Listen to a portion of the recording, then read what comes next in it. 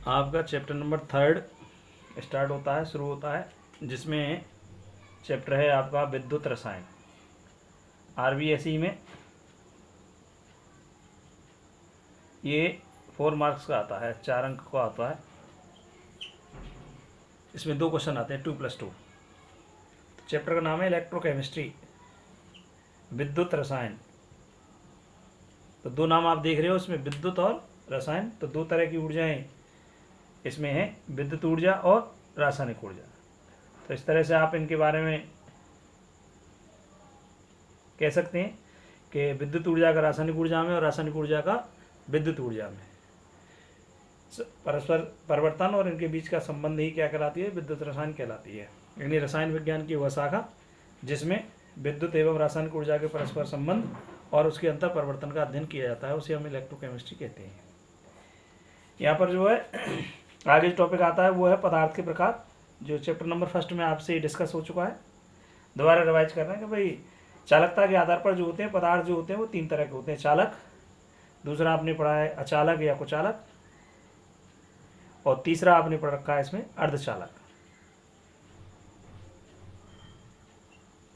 ये वाले अब यहाँ देखते हैं। तो चालक यहाँ इन्होंने 2 तरह से बताए, एक है धात्विक चालक या दूसरा नाम है इसका इलेक्ट्रॉनिक चालक, और इसका दूसरा जो नाम है बी करके ये है, ये चालक के प्रकार है।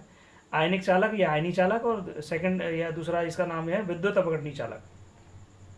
आप सभी जानते हैं या समझते हैं इस बात को, भाई जो धात्विक चालक या इलेक्ट्रॉनिक चालक होते हैं उनमें आवेश वाहक जो होता है वो कौन होता है, इलेक्ट्रॉन होता है। तो वे पदार्थ जिनमें आवेश का प्रवाह इलेक्ट्रॉन के द्वारा होता है हम उन्हें क्या कहते हैं, इलेक्ट्रॉनिक चालक या धात्विक चालक कहते हैं।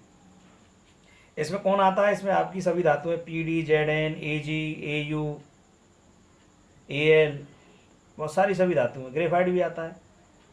लेकिन मॉडर्न साइंस इतना डेवलप है कि आपने 11th में पढ़ रखा है कि कुछ पॉलीमर भी होते हैं। चैप्टर नंबर 15 में आएगा, 15वें चैप्टर में, बहुलक पॉलीमर। वो भी क्या होते हैं जी, होते प्लास्टिक हैं लेकिन वे धातुओं की तरह व्यवहार करते हैं, इसलिए उनको किसके अंतर्गत रखा गया है, धात्विक चालक के अंतर्गत रखा गया है। अब इसमें आता कौन है आपके धात्विक चालक में, कि भाई एक तो धातुएं आ गई पीडी, सीडी, जेडएन, एजी, जितनी भी सभी धातु होती हैं, ग्रेफाइट भी इसी में आता है। लेकिन इसमें बता रहे थे कि भाई कार्बनिक बहुलक जो पॉलीमर होते हैं, ऑर्गेनिक पॉलीमर जो होते हैं, वो भी क्या करते हैं, इसमें धात्विक चालक की तरह व्यवहार करते हैं। तो उसमें बहुत सारे एग्जाम्पल आते हैं, जिसमें से कुछ देख पा रहे हैं आप। पॉलीएथाइन, जो आपने ध्यान दिया हो तो जो बैटरी होती है, हल्की बैटरियाँ जो होती हैं उसमें पॉलीएथाइन होता है, यानी एथिलीन C2H2 का पॉलीमर है, एथिलीन का जो है बहुलक है। और एक होती है इसमें आपकी यहाँ आएगी C2H2 का होल एन, और ये जो होती है आपकी पॉली एनिलीन। एनिलीन क्या होती है, C6H5 NH2 का होल एन। तो कुछ इस तरह के पदार्थ हैं जो बहुलक यानी कार्बनिक बहुलक होने के बावजूद भी धात्विक चालक की तरह क्या करते हैं, व्यवहार करते हैं। आगे देखते हैं। तो भाई इनकी चालकता जो होती है वो किन कारकों पर निर्भर करती है। तो इनकी चालकता जो है बहुत से कारकों पर निर्भर करती है, जिनमें से कुछ एक दे रखे हैं। जैसे धातु की संरचना, तो कुछ धातुएं सॉफ्ट होती हैं, कुछ धातुएं कैसी होती हैं, ये हार्ड होती हैं। तो ये डिपेंड करता है धातु की संरचना पे। सेकंड इसमें आता है भाई किस पे और निर्भर करता है, तो ये होता है संयोजी कोष में इलेक्ट्रॉनों की संख्या। यानी किसी मेटल में संयोजी कोष के इलेक्ट्रॉनों की संख्या क्या होगी, जितनी अधिक होगी उसमें फ्री इलेक्ट्रॉन ज़्यादा होंगे, तो उसकी जो है चालकता का मान भी कैसा होगा, अधिक होगा। यही बात लागू होती है धातु के घनत्व पर कि कौन हल्की है कौन भारी है। और इसमें मेन आता है ताप। पीछे आप पढ़ के आए फर्स्ट चैप्टर में कि धातुओं की चालकता हमेशा ताप बढ़ाने पर क्या होती है, घटती है, बढ़ती नहीं। क्यों, क्योंकि उनमें परमाणुीय कंपन उत्पन्न हो जाता है, जिससे प्रतिरोध आ जाता है, और प्रतिरोध एक अवरोध होता है ऊर्जा में, जिससे उनकी चालकता क्या हो जाती है जी, कम हो जाती है। तो इस तरह से आपने देखा कि भाई इसमें चैप्टर नंबर 3 में शुरू हो रहा है, जो आपका बहुत सिंपल है। इसके 4 टाइप हैं, 4 इसमें टॉपिक हैं, जिनमें आप पढ़ रहे हैं। पहले विद्युत ऊर्जा और रासायनिक ऊर्जा। यहाँ आप चालकता के आधार पदार्थ के प्रकार ऑलरेडी पढ़ चुके हैं, चालक, कुचालक और क्या, अर्धचालक। चालकों को यहाँ 2 तरह से डिफाइन किया गया, धात्विक चालक और आयनिक चालक या विद्युत अपघटनी चालक।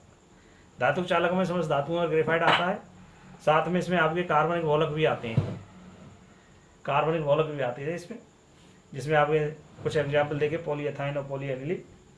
अब इनकी जो चालक की निर्भरता है वो बहुत सारे कारकों पर निर्भर करती है, जिसमें धातु की संरचना है, संयोजी इलेक्ट्रॉन की संख्या है, धातु का घनत्व, ताप है। ताप बढ़ाने पर इनकी चालकता क्या हो जाती है, घट जाती है।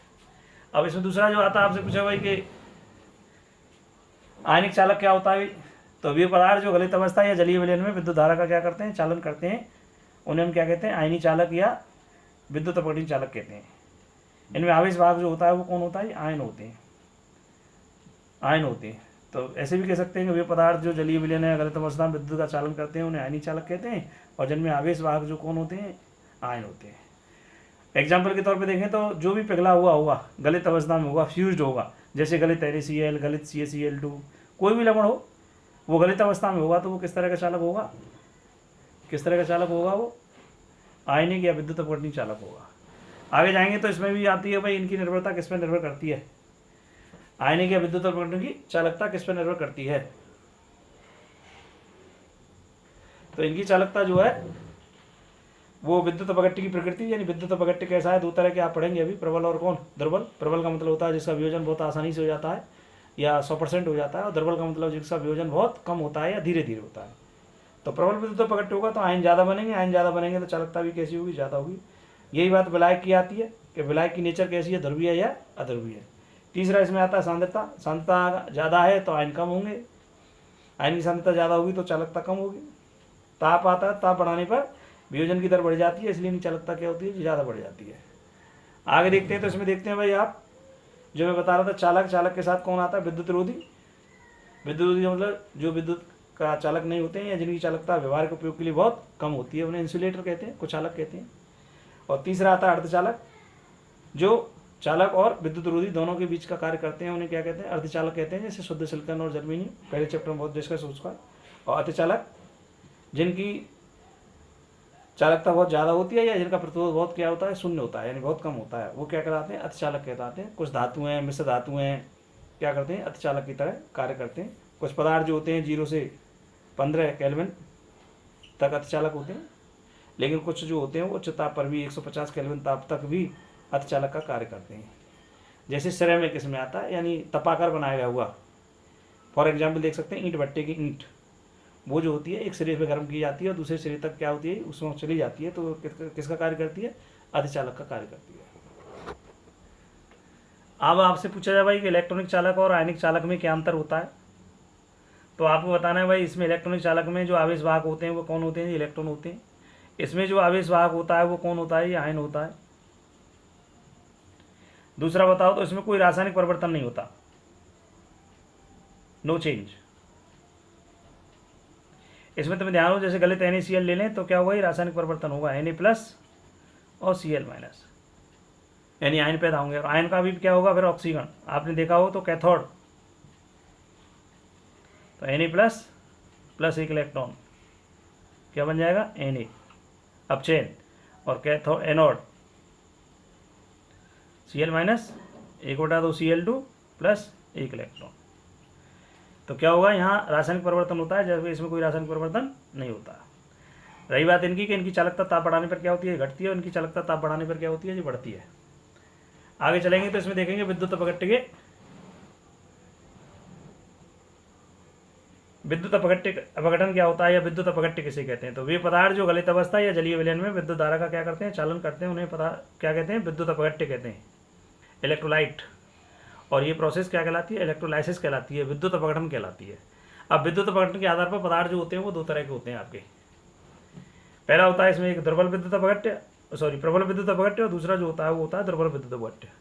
प्रबल विद्युत अपघट्य का मतलब क्या होता है कि वे पदार्थ जो किसी विलयन या विलायक में पूर्णतः वियोजित हो जाते हैं, या इनका पूर्णतः क्या हो जाता है? आयनन हो जाता है, 100% वियोजित हो जाते हैं, वो क्या कहलाते हैं? प्रबल विद्युत अपघट्य कहलाते हैं। जैसे आप इसमें देख रहे हैं HCl हुआ, H2SO4 हुआ, NaCl हुआ, KCl हुआ, इस तरह से।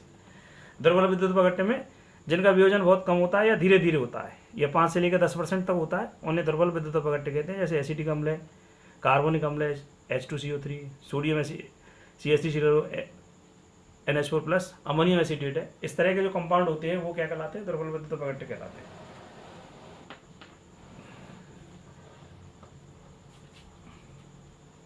आगे इसमें देखेंगे तो चालकता को कौन कौन से ऐसे कारक हैं जो प्रभावित करते हैं। तो बहुत से कारक हो सकते हैं, जिनमें से आप कुछ एक कारक देख रहे हैं, जैसे अंतर आयनीय आकर्षण बल, यानी जैसे NaCl है और Na+ और Cl के बीच में आकर्षण, आयनीय आकर्षण प्रबल है, तो आयन कब पैदा होंगे और आयन कब बनेंगे? तो चालकता है वो आयनों पर डिपेंड करती है, इसलिए इसकी चालकता कैसी होगी जी, कम होगी। यानी अंतर आयनिक आणविक आकर्षण बल ज़्यादा होगा, प्रबल होगा, तो चालकता क्या होगी जी, कम होगी। उल्टा है इसमें, आकर्षण बल प्रबल है तो चालकता क्या है जी, कम है। सेकंड देखते हैं तनुकरण, डाइल्यूशन। जैसे हमने इसमें और सॉल्यूशन मिला दिया, विलयन बढ़ा दिया, तो तनुकरण करने पर वियोजन बढ़ता है, वियोजन की दर बढ़ती है, और वियोजन की दर बढ़ती है तो चालकता क्या होगी जी, बढ़ेगी, चालकता भी बढ़ेगी क्योंकि ज़्यादा आयन बनेंगे। और तीसरा होता है सांद्रता। सांद्रता जितनी अधिक होगी आयन उतनी ही कम होंगे, आयन जितने कम होंगे और चालकता उतनी क्या होगी, कम होगी। तो शॉर्टली नाम लेना चाहें तो नाम में तो डायरेक्ट नाम हो गए अंतर आयनीय आकर्षण बल, डाइल्यूशन, तनुकरण, और एक कौन होगी, कंसंट्रेशन। तो अंतर आयनीय आकर्षण बल ज़्यादा होगा तो चालकता कम होगी, ऐसे दिखा सकते हो, ये ज़्यादा है तो ये क्या होगी, कम। अब तनुकरण बढ़ाओगे तो आयन बढ़ेंगे तो ये बढ़ जाएगी, ये समानुपाती हो गई। और सांद्रता अधिक होगी तो चालकता कैसी हो जाएगी, कम हो जाएगी, तो ये उल्टा हो गया इसमें। तो इस तरह से आपने छोटा सा एक टॉपिक पढ़ा कि भाई विद्युत रसायन क्या है, और चालकता के आधार पर पदार्थ कितने प्रकार के होते हैं, 3 तरह के या 4 तरह के, चालक, कुचालक, अर्धचालक और अतिचालक। चालक 2 तरह के होते हैं, धात्विक चालक और विद्युत अपघटनीय चालक। फिर इनमें अंतर पढ़ा आपने। फिर आपने पढ़ा एक पॉइंट विद्युत अपघट्य या विद्युत अपघटन, जो गलित या जलीय विलयन में विद्युत धारा का क्या करते हैं, चालन करते हैं, हम उन्हें क्या कहते हैं, विद्युत अपघट्य। और ये 2 तरह के होते हैं, प्रबल और दुर्बल। जो आसानी से वियोजित हो जाए वो प्रबल, और जो वियोजित ना हो वो क्या कहलाते हैं, दुर्बल कहलाते हैं।